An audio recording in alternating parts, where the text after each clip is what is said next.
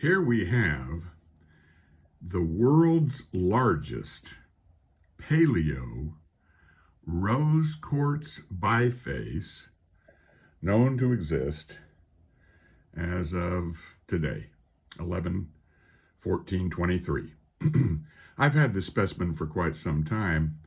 This is a beautiful rose quartz, about 12 inches long there, about 11.5 inches. And it's a paleo biface, rose quartz biface.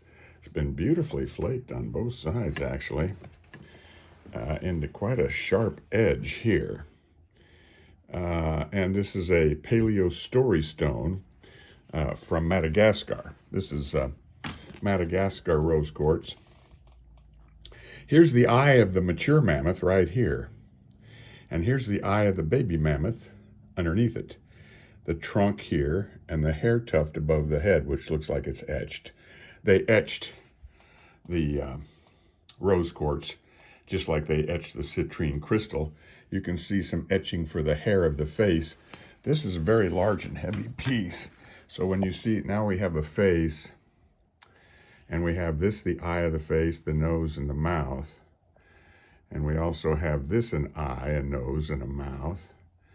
And we probably have another one further up here, looking off to the right and left. With this, the eye right here, that's all been gouged out. And there's some even eyebrows that look like they've been, yeah, that's all been etched. Isn't that cool? How they etch the rose quartz like that. Very cool faces.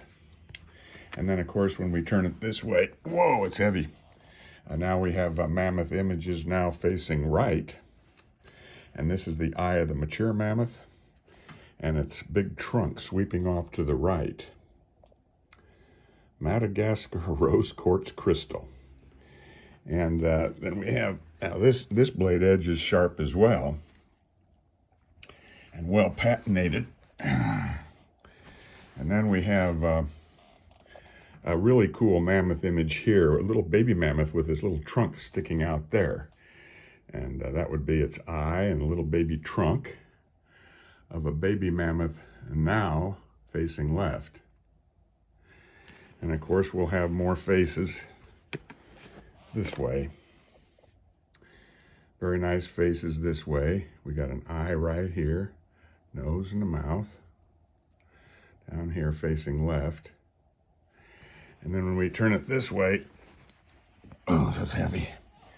Then we have another great mammoth image here. This is the mature mammoth now, with its eye right here. Right here, and or right here.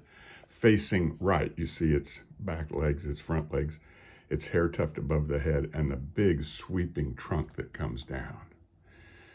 So probably the largest rose quartz biface so far discovered.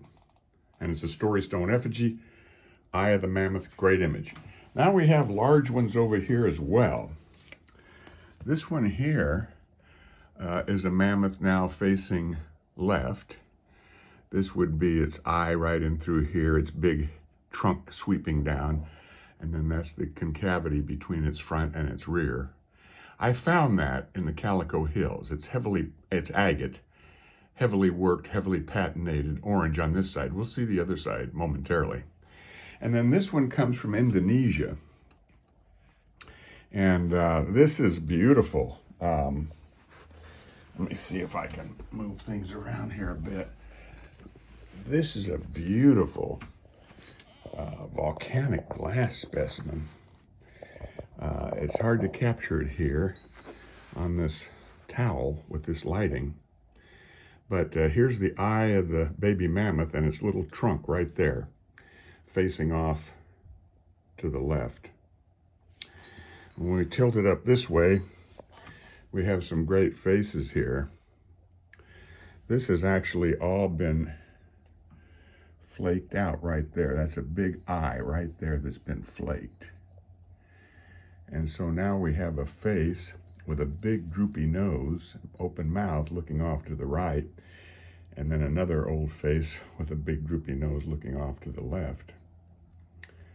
Very cool faces. This thing is etched. It's etched all over for the hair of the faces and the mammoth. I've had this for quite a long time, for a couple of years. And I've done a video on it already. Now here's a cool mammoth here with his eye here. It's a trunk and sweeping down and hair tuft above the head. More mature mammoth now facing left. And some really good eye face imagery here as well. Good face imagery here when held vertically, and a lot of etching. I might caution everyone that modern knappers are now beginning to use Dremel tools to etch obsidian points because the Paleo Indians did, and before the modern knappers began doing that, just recently, within the past 2 or 3 months, 3 or 4 months, they appeared on eBay. And they're being sold as reproductions. But before this, we could have used etching as a way of identifying flake stone as being paleo. We can't do that now. So with the onset of the flint knappers beginning to imitate ancient etching, it's buyer beware. If you buy the volcanic glass pieces, I would recommend you buy them from the people in Indonesia directly, or you buy them from the dealers that have bought Lady Nellie's collection and are selling Mount Shasta specimens with a known trail and known provenance. So if you're buying Mount Shasta specimens or Indonesian specimens, you shouldn't have any trouble. But if you're buying any pieces from domestic sellers here in the United States that don't have provenance to either Mount Shasta or Indonesia or China, then buyer beware, because it won't be long before they start etching the volcanic glass specimens as well. What a very nice piece there. Huge, about 11.5 inches. So I think it's the largest paleo biface so far that I've seen made out of volcanic glass. And then last but not least, here is the one I found in Calico Hills, and that would be the mammoth now, with its eye right there. That's now facing left. A face looking up from the back of the mammoth. And of course, if you want to see the edge there, it's all been flaked to a very sharp edge.